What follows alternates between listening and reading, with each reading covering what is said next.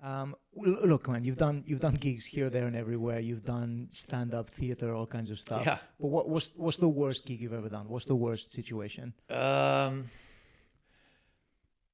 mean, overall, I've been pretty lucky because I also, when I was in the Juice Pigs, we were kind of like because there's three of us, we were kind of like your word powerhouse act. It was just big energy.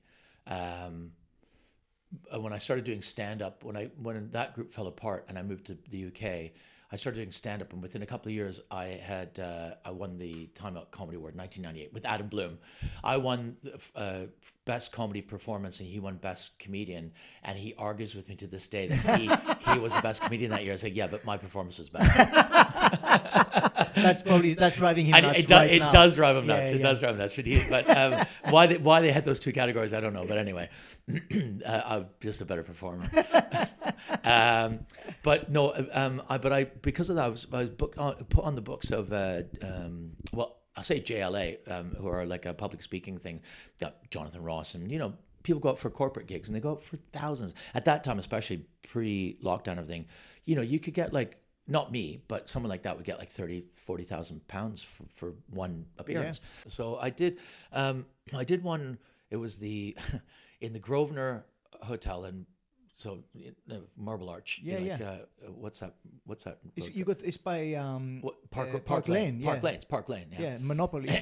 Yeah, exactly. This is the Grosvenor. It's absolutely stunning, and it was. And the host was the editor of GQ magazine, and it was like.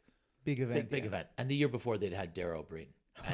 And they told me when I got there, they said, and I was in a suit and stuff, and they said, whoever forgot, they went, we had Darryl Breen last year, and no offense to Darryl, but they were like, it wasn't great. I was like, Darryl Breen wasn't? I was like, oh my God. Like, at that point, he was here and I'm there, and I'm like thinking, and they're like, yeah, but I think I was cheaper, right? So I think they just thought we won't spend the same amount of money or whatever. I don't know. I've never really spoken to Darryl about it. I'm sure he had the same experience I did. So I was supposed to do 11 minutes. That was the contract, 11. We got it down from 15 to 11 because I thought corporates are, and it was for X amount of dollars. It was like a 4-digit nice money. And it was probably the biggest one I'd done to date. And it was the Bartender of the Year award. But it was like high-end bartenders, like Mayfair bartenders, like posh bartenders that probably make more money than we do. Yeah. Right? Yeah. Well, at least they acted like it. Yeah. Right. They're acting like they fucking own me, and so they were being rude to. They weren't listening to It wasn't. Well, they didn't have a compere. They had the guy, the editor for GQ, who wasn't doing crowd control at all, and there was a big table at the front. They were kind of listening, and then at the back there was maybe 700 people. It was a big room. People were getting up and having drinks and just chatting. So I went on and kind of like, hey guys, hey, come on, and then they kind of, I got them so they all kind of went, oh. Something's happening. He's telling us stop. But they did that thing where they stopped. Well, we're going to stop, but we're not going to laugh.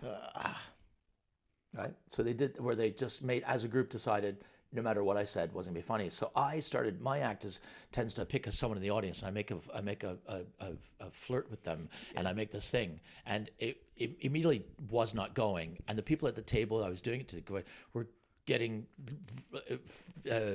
obviously tense about it, and the guy I was doing it to just was staring at me like and I'm like, but I'm stuck now, but I'm thinking, and then people started talking at the back as you could hear the sound of the volume of the audience chatting, creeping closer to the stage as people lose interest, and then getting up and going out and have cigarettes, and then bus boys started moving around again.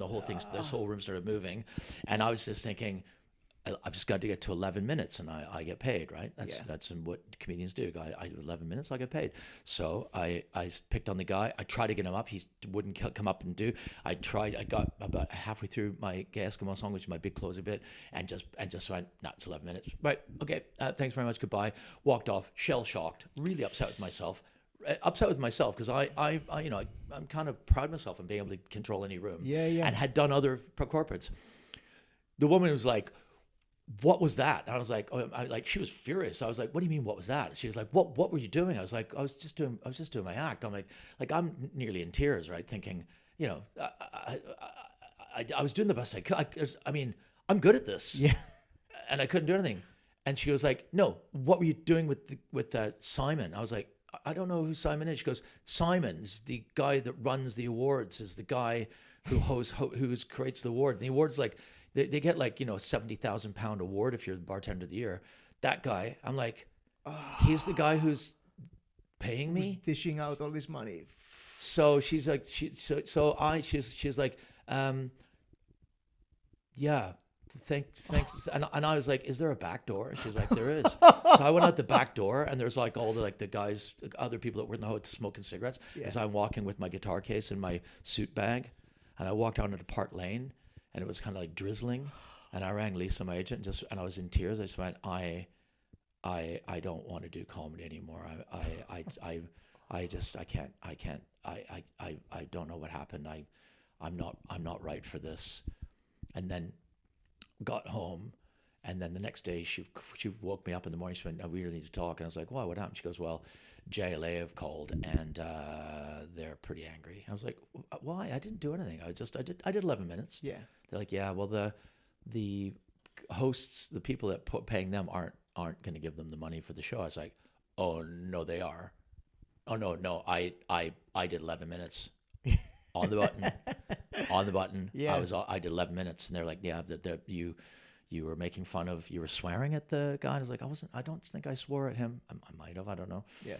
I was like, Lisa, I do not care.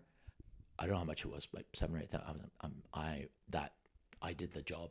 Yeah. And they're going to pay me. She's like, Phil, I don't think that's, you should rethink. I was like, no way, man. I'm not going to put myself, I wept all last night, and I'm not going to put myself through that and then she was like, okay, she rang me back and said, okay, I've been speaking to them. Jail are really not happy about it. And they think you should just let it go and I was like, well, how about this? How about JLA give me the money?